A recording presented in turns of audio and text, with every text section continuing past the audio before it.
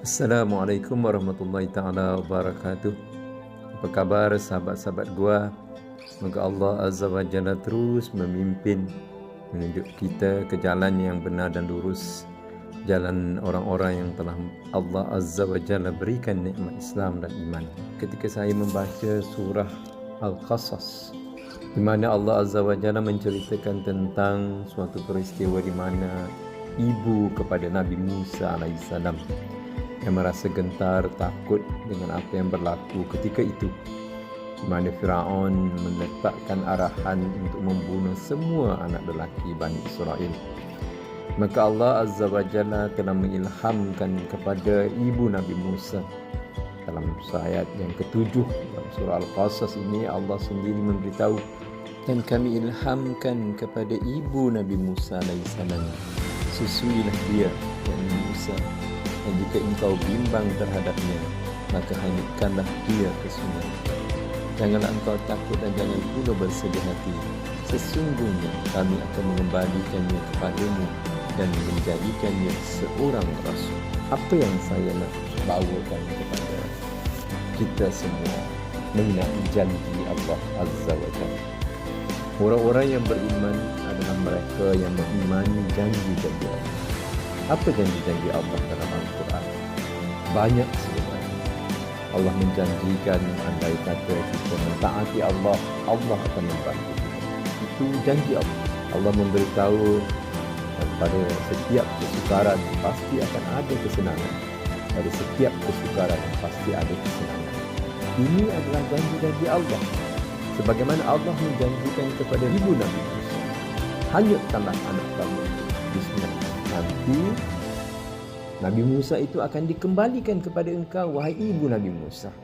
Cuba bayangkan ketika itu, ketika di mana suasana kita tak tahu kalau dihanyutkan ke sungai itu ke mana perginya.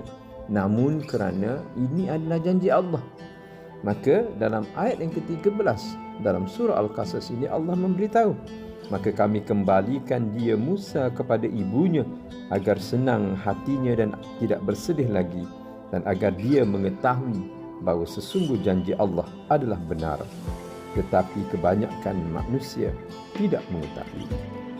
Kawan-kawan, sahabat-sahabat gua, kita ini adalah hamba Allah. Iman atau mempercayai janji Allah itu benar, maka taatlah kepada Allah.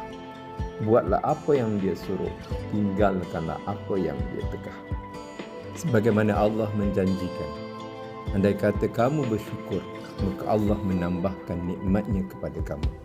Andai kata kamu kufur, ingatlah azab Allah itu sangat keras. Allah menjanjikan untuk mereka-mereka yang beriman, kemudian mereka itu berjihad di jalan Allah dengan harta dan diri mereka dengan balasan syurga. Maka itulah janji Allah.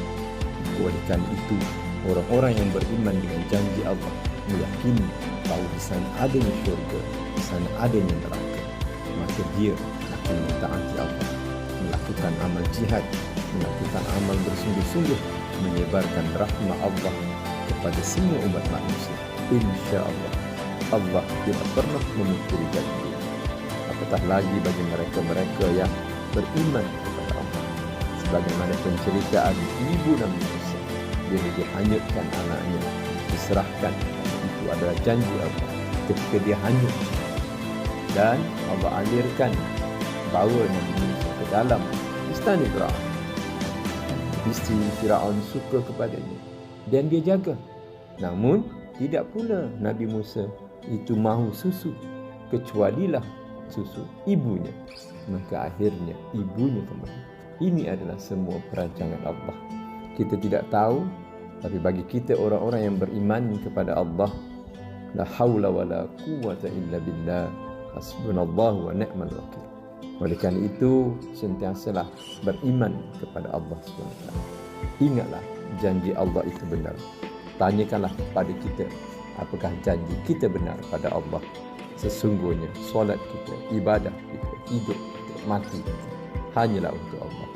Kalau kita memenuhi janji kita pada Allah, yakinlah Allah Azza wa Jalla tetap akan memenuhi janjinya kepada kita. Wallahu a'lam bissawab. Assalamualaikum warahmatullahi taala wabarakatuh.